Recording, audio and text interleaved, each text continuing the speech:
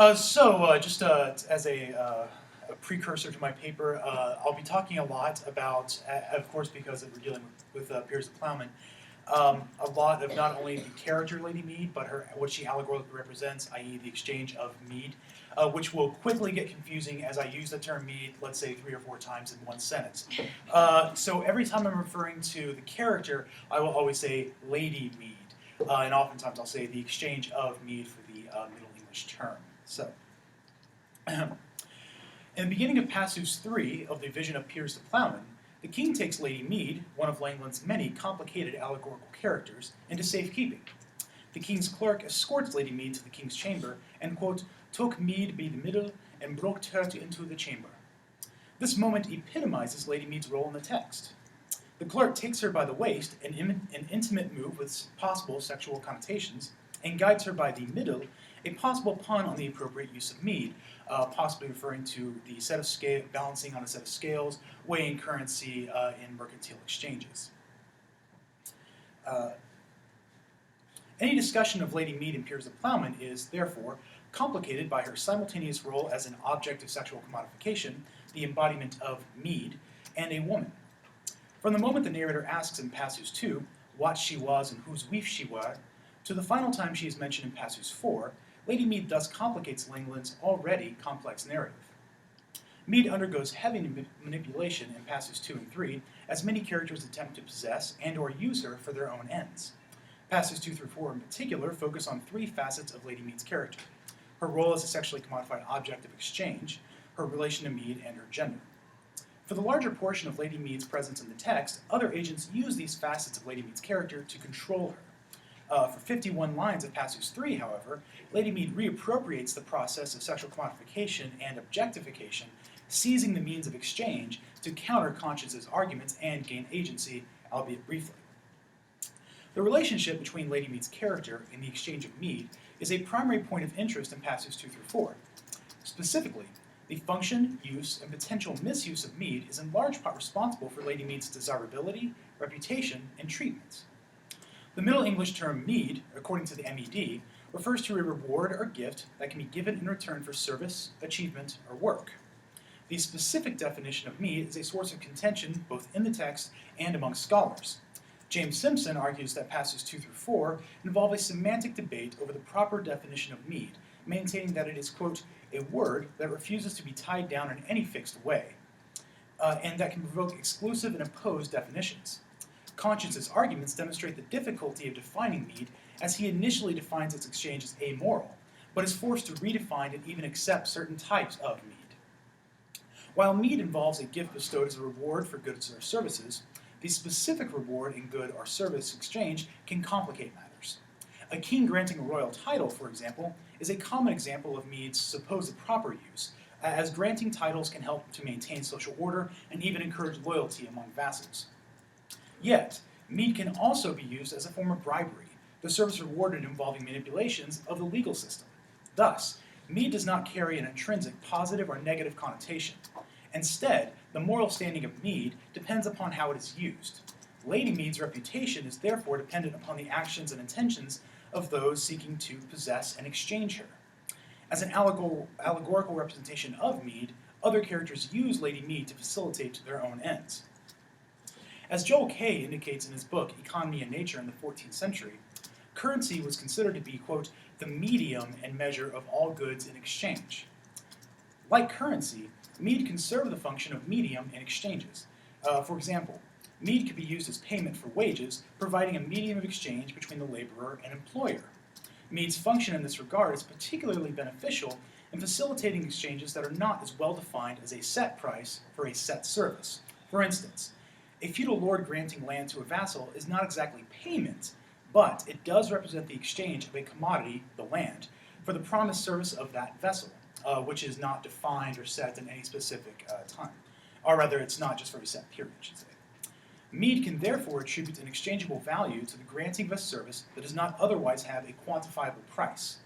While this includes the feudal and more socially acceptable forms of mead, the ability to purchase services that circumvent legal and social parameters are also included under the exchange of mead. Fundamentally, a bribe involves the exchange of a commodity for service. A member of Parliament offering to use his influence in exchange for wealth falls under the exchange of meed, as he is simply being rewarded for the service he has offered. Meed can therefore represent a reward for good or bad services, the morality of the exchange coming not from meed itself, but from the actions of the one exchanging it. As a medium of exchange, meed is thus a useful tool in facilitating transactions that are not fit in the normal parameters of market exchange. As an embodiment of meed, Lady Meed is treated as a desirable tool and is thus objectified. Her importance in the text does not center on her social position, her wealth, or her parentage. Instead, anxieties over Lady Meed focus on how she is used. False seeks to acquire Lady Meed so that he may use Meed to exchange and gain his own kind of immoral ends. Conscience's issue with Meed lies with its potential for misuse. Even the king, who hopes to marry Lady Meed to Conscience, does so only to ensure the ability to use her in support of his reign. Thus, while Lady Mead's association with the exchange of meed makes her an important figure for passages 2 through 4, this relation also serves to reduce her agency. As long as Lady Meed is depicted as a tool to be used rather than a character in the text, the other characters in the text will concern themselves with how to better use her rather than what perhaps feelings or desires or anything of her own objective or purposes. Lady Meed is desired for how she can be used, a tool for no purpose beyond the job for which it is made. The joint process of sexual commodification and objectification can be seen in particular in the scenes with False. Leaving Holy Church behind, William witnesses firsthand the events surrounding False's attempted union with Meed. Out of the multitudes that assemble hoping to take possession of Lady Meed, False succeeds in becoming enjoined with her. With Fauvel acting as a broker, False not only manages physical possession of Meed, but also gains the assent of Simony and Sybil, both of whom are willing, quote, for silver to say as both Fauvel and False would. False uses a form of Meed to bypass normal legal channels to ensure approval for his union with Lady Meed. So once he has actually physically possessed Meed, he is then able to use the exchange of Meed to circumvent those kind of legal channels. In doing so, False confirms the negative aspersions cast by Holy Church and continues to do so with the public pronouncements of his deeds. Provided with the fiefment formalizing the arrangement, Simony and Sybil read the document aloud to the gathered throng. In particular, one point of the document reads, quote, Mede is married more for her goods than for any virtue or fairness or any free kind. Falseness is fain of here, for he would her reach. This statement removes any aspect of the union with Meed that is not expressly economic, thereby affirming some of Holy Church's claim about Meed's detriment to caritas. The full repercussions of this union come not from the marriage itself, but from what False gains in addition to Lady Meed. Quote, the county of covetous and all that cost about, that is usury and avarice, all ye him grant, in bargains and brokages, with all the bur of theft. The possession of Lady Meed allows False greater access to greed and theft. Lady Meed is thus, by association, further vilified, a status that is exacerbated by the fact that False uses a form of Meed to accomplish such an end. Thus, Lady Meed's hand in marriage is functionally purchased by False as a sexual and economic commodity insofar as it allows him greater economic flexibility. And once he has taken possession of her, False is then able to use her as the medium to circumvent legal avenues. As both a sexual commodity and the embodiment of Meed, Lady Meed is reduced to merely being the object of others' desires and the medium through which they can facilitate exchange. However, by reappropriating the process which so confines her, Lady Meed is able to briefly obtain agency. For 51 lines of passage 3, Lady Meed adopts a new tactic to counter the condemning arguments leveled by Conscience. She speaks for herself. Up to this point in the text, all of Lady Mead's actions have come at the behest and in the interest of other agents. Lady Meed obtains agency by implementing the same tactic that has been used against her, seizing control of her sexually commodified state and managing her exchange as Meed. Lady Meed focuses on the potential for social stability that comes with the exchange of Meed.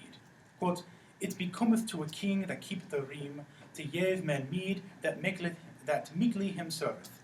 Meed maketh him beloved, and for a man holden. By exchanging Meed, one can encourage loyalty in his vassals, a point specifically relevant to Lady Mead's audience, the king. Mead emphasizes her point by stating that Mead allows the Pope to encourage men to, quote, maintain her laws, that servants can accept Mead as wages, and even priests, quote, Asken Meed and Maspens, and Herr Meed Os. While conscience maintains that Meed leads to corruption, Lady Meed provides a series of examples in which Meed encourages stability, goodwill, and trade. Meed emphasizes trade in particular. Quote, all keen, crafty men craven mead for her apprentice. Merchandise and mead, mot mead, go together. Here, Mead stresses the function. Lady Mead stresses the function of the exchange of mead as a medium of exchange, one that supports not only social stability but trade. Lady Mead associates herself with Mead, taking command of the characteristics that have been used against her. Furthermore, by promoting the ways in which she can support the king's efforts, Lady Mead demonstrates how she is more valued to the king than conscience in specific situations. Further signifying her agency, Mead advocates herself as the medium of exchange, taking command of her own role as an object of sexual commodification. Mead's description of supporting the king's war efforts in Normandy involves an application of mead that suggests both loyalty and sexual activity. To demonstrate her effectiveness to both the king and conscience, Lady Mead specifies that she, quote, laughed with me lord his life for to save. Her presence alone describes the role of a loyal vassal, but Mead's role involves service of a different sort, as she upkeeps the soldiers' morale. Quote, he made his men merry and morning let, he baited him on the back and boldered their hearts. By raising their spirits, Mead is not only aiding the king, but helping make the most of a bad situation, a role conscience fails to fill as he abandons liege lord to, quote, heedest homeward for hunger of thy womb. What is distinct about Mead's method of raising morale is that she, quote, did him hope for hope to have me at will. In other words, she was offering herself to the soldiers. While the exchange of mead is the basis for this morale boosting, Lady Mead's presentation makes it inextricable from her sexual nature. Lady Mead makes the king's men merry and morning let by providing them with mead, and herself. Lady Mead improves the soldiers' spirits by offering herself to the men, implying sexual availability. Moreover, this use of her body more efficiently implies her sexually commodified status than other agents in the text, those that attempt to use this against her. Mead's arguments prove so effective that the king promptly proclaims that, be Christ as me thinketh, Mead is worthy the meister to have. By seizing the means of her exchange, Lady Mead provides a more effective argument than conscience. The king's proposed union of conscience to Lady Mead would ensure that she can only be used for his interests. But Lady Mead's counter-arguments actually begin to challenge conscience's loyalty and suggest that she is a greater vassal than conscience. In the process of speaking for herself, Lady Mead briefly attains the agency to counter the charges against her, but this agency only lasts as long as her voice in the text. The full impact of Lady Mead's brief agency is difficult to discern due to how completely it is then refuted. Deprived of her voice and the agency that came with it, Mead once again becomes the object of exchange. After Conscience's final comments in Passage 3, the king orders him to fetch Reason's counsel on the matter of Lady Mead. With this request, the debate shifts out of Lady Mead's favor as the king asks for the advice of yet another male figure without offering Lady Mead the chance to speak again on her own behalf. Before Reason is able to weigh in on the matter of Lady Mead's marriage, the king hears a case involving a series of crimes committed by Wrong. To avoid the punishment that awaits him, Wrong attempts, quote, to make in his peace with his pens, by taking, quote, Meed him mercy to win. Once again the object without agency, Mead is unable to act on her own behalf, her final act in the text coming not on her own behalf, but at Wrong's request, to offer, quote, a present all pure of gold to peace. Wrong's attempts to use Mead as bribery serves as the basis of Reason's position against Lady Mead. Quote, should never wrong in this world that he wit meekt, been unpunished in me power. Nay, for no mead have mercy, but meekness it made. Reason determines that all forms of mead are socially disruptive, much like conscience's initial position. The king is swayed by this argument, dismissing Mead from the court and placing Reason in charge. Quote, Mead overmastereth law, and much truth letteth. Ac Reason shall reckon with yo. With the end of Passage 4, the king dismisses any remnant of the agency Lady Mead once held. A sexual commodity without voice or agency, Lady Mead then disappears from the text. In the end, it is this fallout that makes any reading of Lady Mead in passages 2 through 4 difficult. Langland's text, while heavily engaged in economic issues, does not provide a unified answer. If Lady Mead was offered the chance to challenge Reason's position, her role may have been clarified. If Conscious's arguments focus more on defining his points than attacking Lady Mead's gender, the morality of Mead might be better understood. Regardless, Lady Mead's ability to seize the means of her exchange and reappropriate the process of sexual commodification demonstrates a striking moment of female agency in Langland's text, however brief it may have lasted.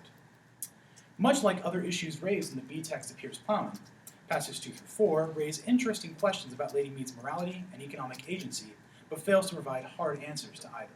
Thank you.